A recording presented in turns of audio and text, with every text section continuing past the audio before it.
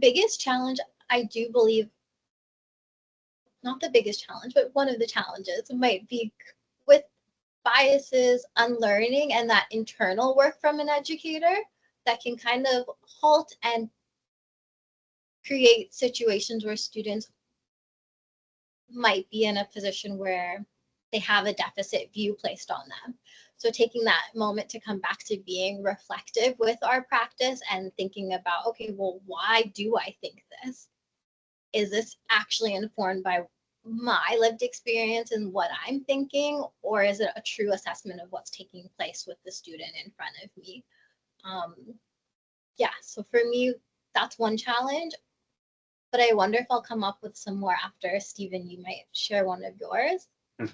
I see one of the challenges about connecting content that's available to me to students' backgrounds, and that I have to work as an educator pretty hard to keep reading and exposing myself and learn and reading, fiction and nonfiction for adolescents who I'm working with.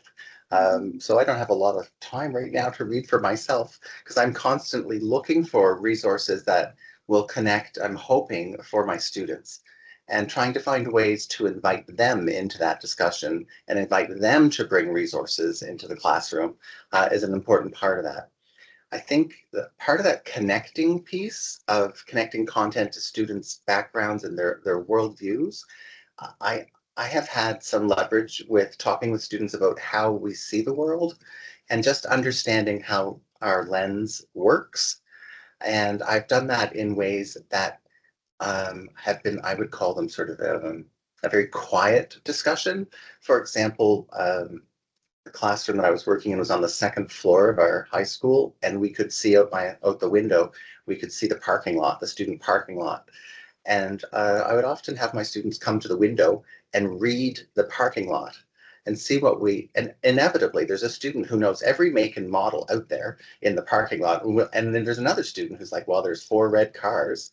And so we start to realize how our background knowledge really informs the way we're able to interact with text, with a worldview, and how the more we know, the more we can talk about that text and connect it not just to our lived experience, but to value other people's lived experience and what they contribute to the reading of the world. And so to me, those kind of very soft entries, I would say, about having students become mindful about their view is helpful. I can think of another example of asking students to just watch for road signs on their way to and from school for a day.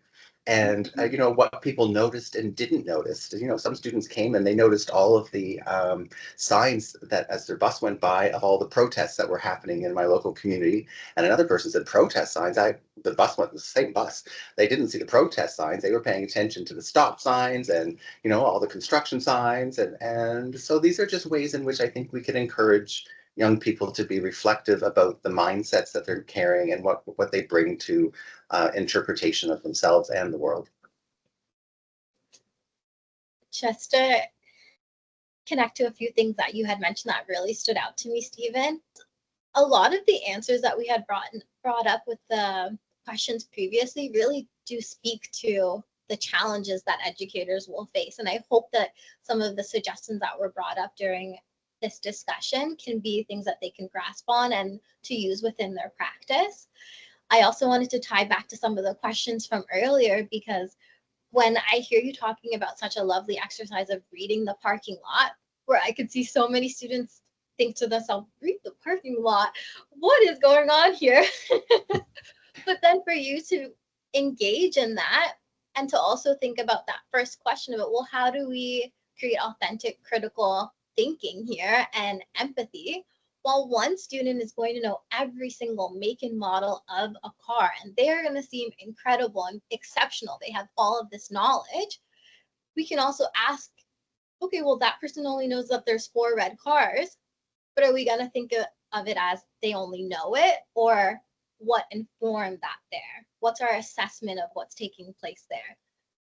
I don't know a lot about cars. It doesn't mean that I'm any less competent in reading the world. Right. We're just doing 2 different things, and now we got to learn a little bit from each other. Well, that was so beautifully put, Correnda.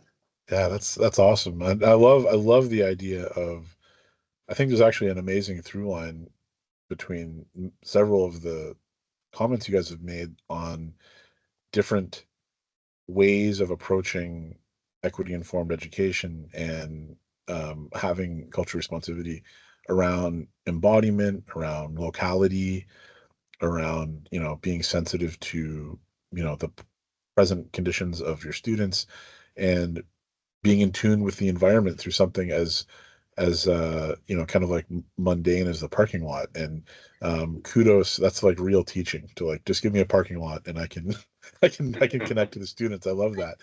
And to And me, for that is like land-based learning, right? That's an opportunity for them to be grounded in their environment and turn that into a gateway to literacy. So I think that's just so cool. I liked your summary, John, and I want to just add on one more in your list of things that were themes throughout our conversation today, was reflection. And that seemed to be something that both Correnda and I stressed as really important, not just for students, but for educators. Yeah. Absolutely.